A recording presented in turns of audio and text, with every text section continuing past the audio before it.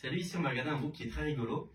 C'est le groupe UP infini qui est formé des racines de l'unité dont l'ordre est une puissance de P, ou autrement dit des éléments dont une puissance de P est égale à 1. Enfin, qui élevé à une puissance de P est égale à 1. C'est un groupe qui est très rigolo. Première chose, les sous-groupes de G, ils sont soit infinis, auquel cas ça fait tout G, ok, ou soit ils sont finis et c'est des éléments de la forme UP puissance K. Donc j'essaie de dire que les seuls groupes c'est soit UP puissance K pour K dans N, ou alors G. Comment on fait?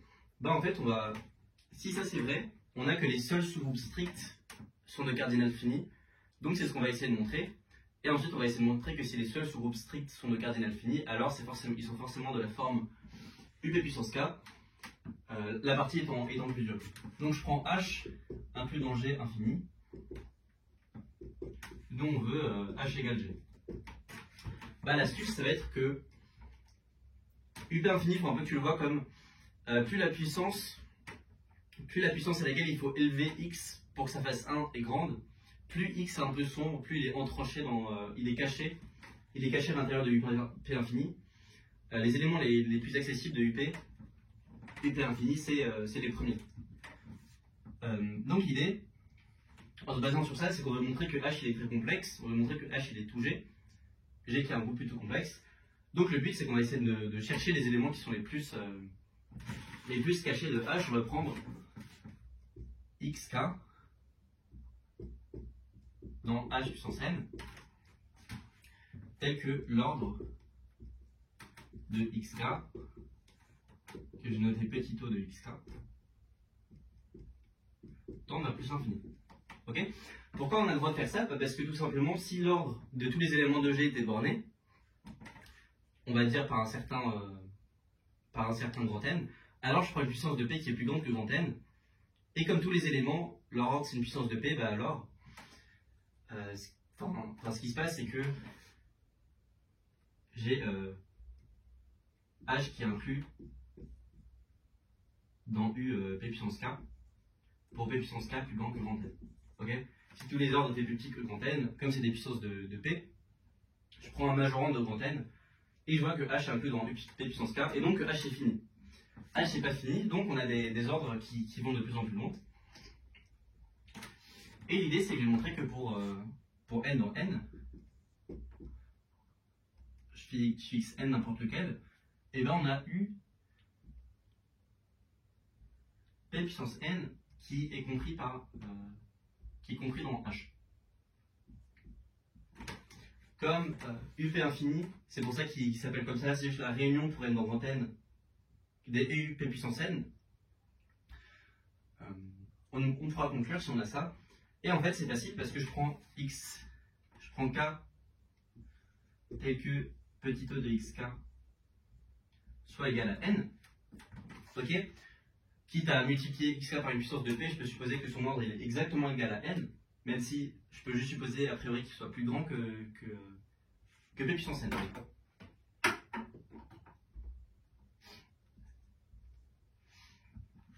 Ok? Je prends un élément dont l'ordre est exactement P puissance N, quitte à regarder une de ses puissances.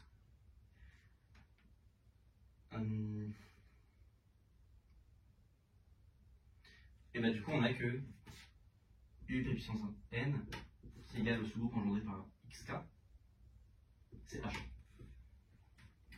Et voilà le topo. Et donc on a que H est égal à G. Donc ça c'est cool, on a caractérisé les sous-groupes de G. Maintenant le deuxième exercice, ça va être de montrer que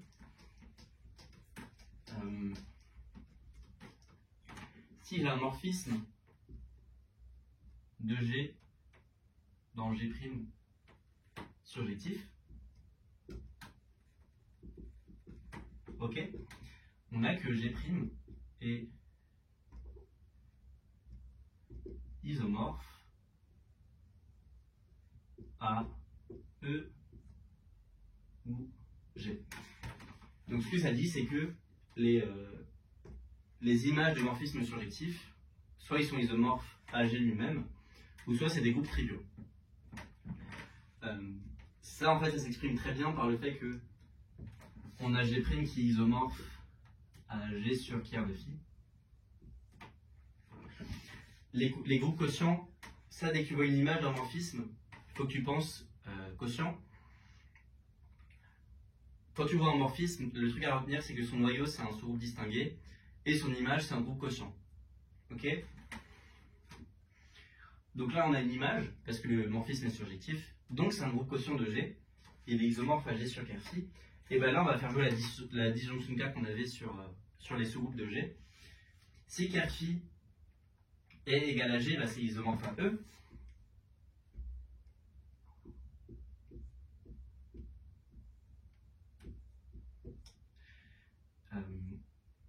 Et si Ker phi est fini, on a que c'est isomorphe à G sur UP puissance n pour un certain n dans n. Et moi, je vais essayer de montrer que les quotients de G par des UP puissance n, et ben c'est G lui-même. Voilà. Je vais essayer de montrer que tout ce qu'il nous reste à montrer, c'est que si je prends n en entier non naturel, G sur UP puissance n, c'est isomorphe à G. Ok. Pour montrer cet isomorphisme, on va faire un truc très joli, c'est qu'on va dire que on va essayer de recréer ce quotient d'une autre manière que la manière qu'on avait fait avec le morphisme phi. On va essayer d'avoir un autre morphisme, mais qui va faire apparaître le même quotient. Donc qu'est-ce qu'on essaie d'avoir? On essaie d'avoir un morphisme dont le noyau c'est UP puissance n. Et bien là, il y a une seule chose à faire, on regarde phi qui à x associe x puissance p puissance n, ok, de G dans G. Son noyau c'est G sur UP puissance n, et donc on a que G sur UP puissance n, c'est isomorphe à l'image de phi, enfin je vais l'appeler phi prime, parce que l'autre phi c'est pas le même, c'est isomorphe à in de phi, et c'est quoi in de phi? C'est G puissance p puissance n. Et sauf que là, on réutilise encore la caractérisation des sous-groupes de G, parce que G p puissance n, c'est clairement un groupe infini, ok, et donc c'est tout G. Donc in de phi égale G, et on a l'isomorphisme qu'on veut. Voilà, donc c'est vraiment marrant ce jeu avec les sous-groupes de G, ce jeu avec l'infini et le fini. Enfin, je sais pas à quel point il y a des uniques en son genre. Enfin, un groupe infini dont tous les sous-groupes stricts sont finis. J'en sais rien. Mais enfin, ça m'avait vraiment matrixé quand j'avais vu ça sur ce groupe. Et comme j'ai dit dans une autre vidéo, ce groupe-là, c'est un peu la porte d'entrée vers les p-adiques, ce qui est une très jolie théorie.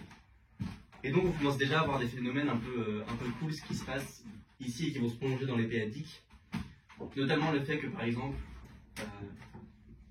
si je regarde le morphisme qui regarde à la puissance k, c'est l'équivalent de multiplier par k dans les p-adiques, et bien c'est inversible dans G. Ok, l'image c'est tout G. Et bien pour les p-adiques c'est pareil, si tu multiplies par p, ça va pas trop inversible. Enfin, ça va prendre moins inversible. Mais si tu multiplies par un autre entier qui est le premier p, ça va marcher. Voilà.